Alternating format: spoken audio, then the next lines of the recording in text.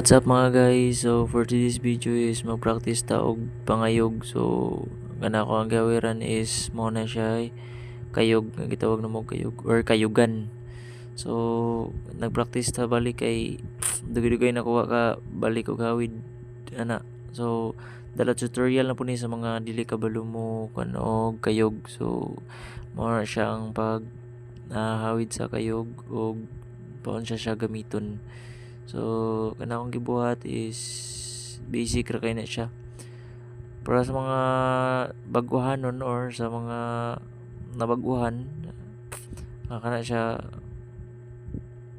mga mao gani siya hawid jud gani sa kamot.